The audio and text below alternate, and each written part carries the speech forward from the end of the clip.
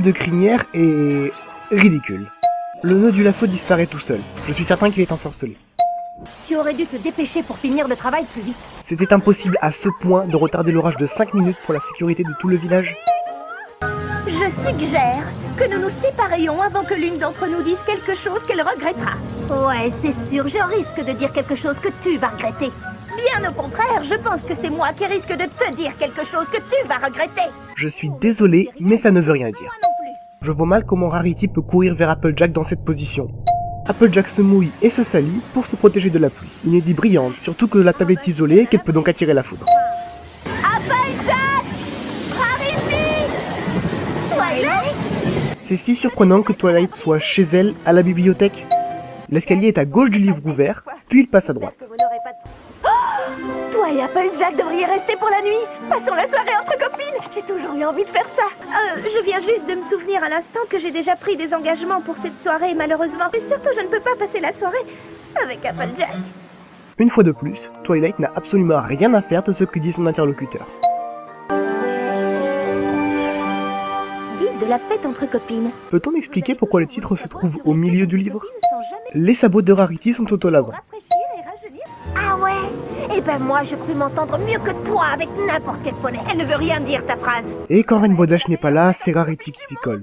Mais laissez-moi faire mon travail à la fin!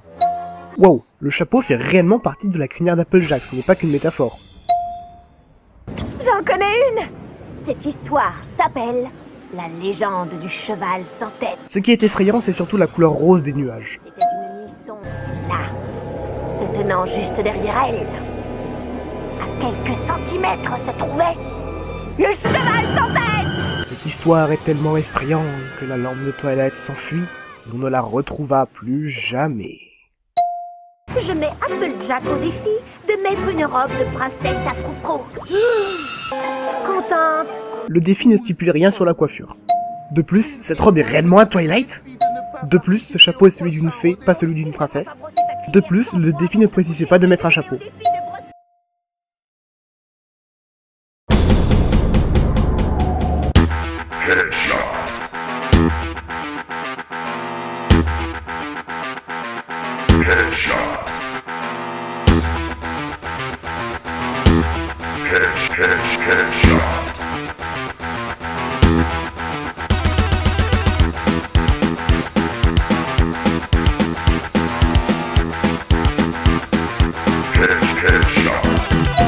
Et que fait Twilight avec autant d'oreillers?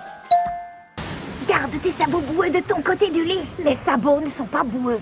Ils l'étaient et il reste peut-être encore de la boue. Il y en a pas. Regarde. Dégoûtant. Rarity, la partie de couverture que tu viens de prendre a justement été en contact avec ses sabots. Ouais, ça c'est pas pour moi. Hop là! Hey! Je sais que tu l'as fait exprès. Ah oui, elle aurait difficilement pu ne pas le faire exprès en fait. Applejack a réussi à reprendre la couverture tout en restant de son côté du lit. Je vous le dis, c'est une magicienne. Les oreillers intervertissent magiquement leur couleur. Nous devons faire quelque chose. Non, vraiment? De 4h du matin à 7h. Waouh, c'est fou comme le temps passe vite. Oui, c'est un des inconvénients du travail manuel. Manuel? Donc avec les mains? Donc pour un poney ce serait plutôt... angulaire? Ongulaire? Bref.